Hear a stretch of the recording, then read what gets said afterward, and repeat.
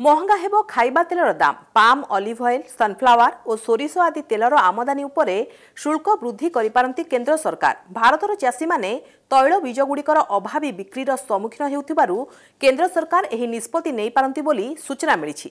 जदि एपरि हेला तेबे खाइबा तेलर दाम बढ़ी पारे। महंगा होई पारे पाम, ऑलिव, सनफ्लावर और सोरिष आदि खाइबा तेलर दाम। कारण एथिरे आमदानी शुल्क वृद्धि करिपारंती भारत सरकार। मीडिया रिपोर्ट अनुसार आसंता सप्ताह विदेश आमदानी हेउथुबा खाइबा तेल उपरे शुल्क वृद्धि नहीं घोषणा करा जाई पारे।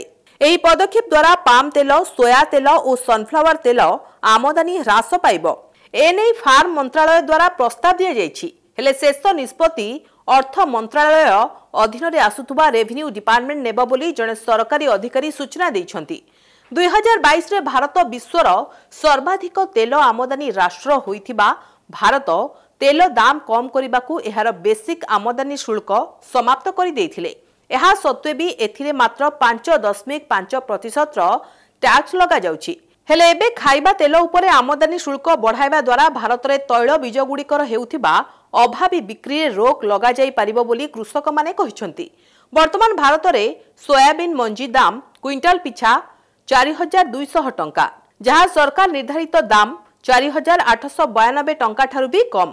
सोयाबीन उत्पादन रे देश रे महाराष्ट्र हेउछि द्वितीय बृहत्तम राज्य। तैल बीजर दाम एते कम रहुथुबारु एठाकर चाषी माने असंतोष प्रकाश करिसंती।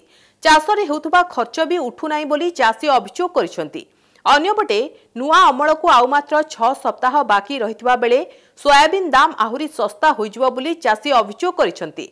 भारत आमदानी करी देश रे 70% खाइबा तेलर चाहिदा पूरा करिथाय। जुलाई रे खाइबा तेलर आमदानी 22.2% वृद्धि होई 1.9 मिलियन मेट्रिक टन होइथिला, जहा द्वितीय सर्वाधिक।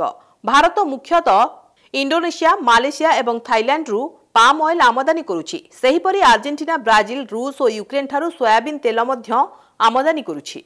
एमिति किछि गुरुत्वपूर्ण खबर जानिबाकू देखुथांतु प्रमेय न्यूज 7 डिजिटल।